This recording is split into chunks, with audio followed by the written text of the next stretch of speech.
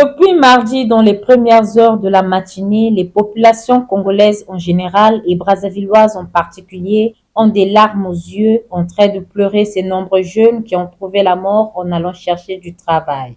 Un travail qui devrait les sortir du chômage auquel ils sont confrontés depuis plusieurs années. Affligés par ce drame, les Brazzavillois concluent que je suis écœuré d'entendre cette nouvelle. Mais de toutes les façons, la responsabilité incombe à nos autorités. Les enfants étaient là depuis le petit matin jusqu'à 23 heures, on ne leur dit rien. Et en voulant avoir plus d'informations, ils ont bousculé le portail et le portail leur est tombé dessus. Donc la responsabilité leur incombe. Si ceux qui s'occupaient du recrutement leur avaient dit que revenez demain ou bien un autre jour, les enfants seraient repartis à la maison. Voilà. Et c'est aussi le manque d'emploi qui fait ça. Oui. Si seulement les jeunes, moi je ne peux pas comprendre que par exemple un jeune qui travaille par exemple Pack and Shop, qu'il entendait par exemple qu'il y a un recrutement, il va quitter Pack and Shop pour aller là-bas. Qu'on crée des emplois et les enfants ne vont plus mourir. Quand vous avez des milliers de jeunes qui se massent dans un stade pour trouver du travail, ça veut dire que les jeunes Congolais veulent bosser. Ils reviennent à l'État et aux gouvernants et aux entrepreneurs de leur offrir des perspectives. Mais les jeunes demandent du travail.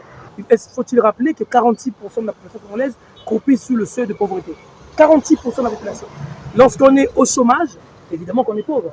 Et donc l'équation est tout de suite faite. Les Congolais se posent mille et une questions après ce drame, à savoir qu'est-ce qui explique la présence de ces jeunes au stade Michel Ornano la nuit? Depuis quand un recrutement se fait à des heures tardives? Ces questions qui n'ont aucune réponse jusque-là laissent les populations très perplexes. Moi, ça me fait très mal parce que comment ça, un travail, on peut donner le travail à 22h, voire 1h là, c'est trop. Ça, c'est quel genre de travail qu'on peut donner à 22h, 1h. Moi, je peux même dire que c'est un travail de maison ou comment. Bon, ça, c'est ce que je me dis moi. Mais tellement ça me fait vraiment mal, donc du coup. Ils ont permis aux jeunes d'aller là-bas jusqu'à attendre à partir de 3h du matin et leur demander de vouloir attendre jusqu'à 6h et malheureusement l'incident s'est produit. En tant que jeunes, ça nous fait très très mal. Pour les Brazzavillois, la répartition des sites dans les arrondissements pour les dépôts des dossiers aurait évité de tels drames. Selon moi, je pense que le gouvernement aurait dû répartir par exemple certains secteurs ou zones de mettre par exemple les gens auraient dû, par exemple ceux qui sont dans l'arrondissement 7 seraient partis dans une certaine zone, soit par exemple au GPC pour aller déposer les documents. Ceux qui sont par exemple à Guintélé auraient dû aller par exemple dans une certaine zone ou à la mairie d'aller déposer les documents. Comme ça aurait reparti, éviter l'accident et diminuer le nombre de charges qu'il y a eu à Ornano. On peut mettre ça, peut-être, on peut donner les dates, les heures limitées. 9h, voire 17h, on ferme les portes. À l'ère du numérique, on ne devrait plus parler de ce genre de drame si l'organisation était bonne. Pour cet expert en communication digitale, postuler par mail était la solution adéquate pour ce recrutement de masse. Faire un appel à la masse, de venir sur place avec des dossiers à la main, venir déposer leurs dossiers sur place pour quelque chose qu'on pouvait régler simplement en ligne. Il suffisait que le ministère de la Défense puisse communiquer une adresse mail qui pouvait permettre à des jeunes Congolais d'envoyer leur candidature en ligne. Ça devrait nous éviter tout ce qu'on vient de vivre.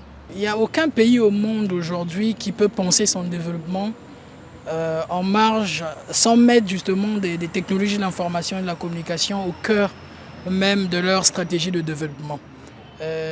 Malheureusement, chez nous, on donne l'impression que tout est compliqué, alors qu'il y a des process assez simples, comme je disais tout à l'heure. Nous n'avons pas besoin forcément de procéder à des méthodologies assez compliquées. Une adresse mail suffit à un ministère pour lancer son recrutement.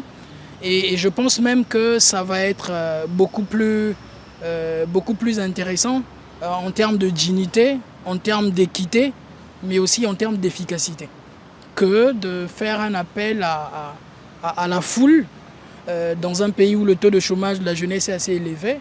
Et il est clair qu'on pouvait s'attendre à une telle mobilisation. Ce drame qui a blessé et ôté la vie de plusieurs jeunes à la quête d'un avenir meilleur a poussé le gouvernement à mettre en place certaines mesures, parmi lesquelles la suspension du recrutement au niveau de Brazzaville jusqu'à nouvel ordre, la prise en charge des victimes blessées et décédées. Mercredi 22 novembre 2023, un deuil a été observé sur le territoire national.